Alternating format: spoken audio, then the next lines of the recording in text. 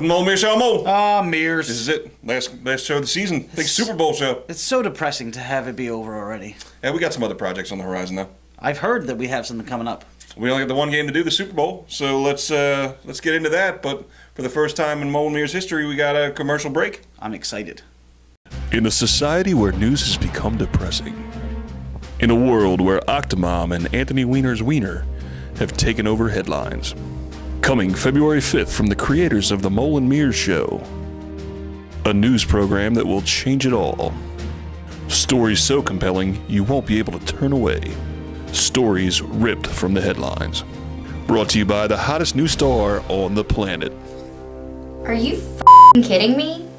I'm Kristen Milano. You stay classy, YouTube. Well, I look forward to that. It's going to be interesting.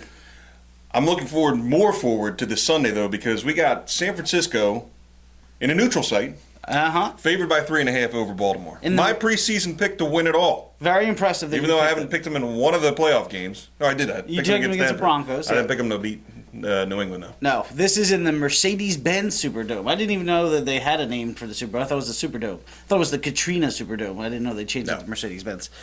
So here's my feeling with this game. I'm going to look at Baltimore. You have Baltimore face two teams this year that have quarterbacks that you can kind of put in the same category as A.J. Pumpernickel. You've got the Eagles, who they faced early on and beat. Oh, no, I'm sorry. They lost by a point to them.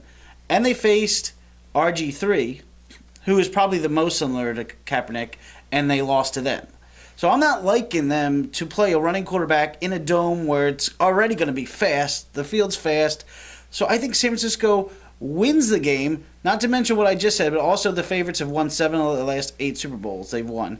But I'm going to pick Baltimore to cover. So I got San Francisco to win outright, but Baltimore to cover the 3.5 points. Well, 3.5 points to Baltimore is laughable. I mean, they were 9-10 the last 2 weeks when they won on the road. I got Baltimore. I'm going to stick with my preseason pick, even though I've come off it along the way. I'm going to take Baltimore. I think this is. I honestly, I have no idea. It's such a hard game to pick. I mean, Flacco has been phenomenal, pretty much in his playoff career. Yeah, really. But his bad games during the regular season are so fucking bad. Yeah, they're horrible.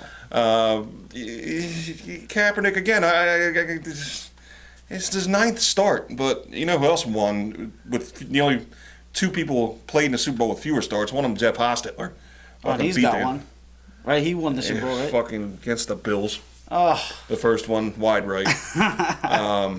Kaepernick looks great. Baltimore's looked phenomenal. I got to go with my preseason pick at this point. I know I'll get blasted for waffling on them all year, but that's...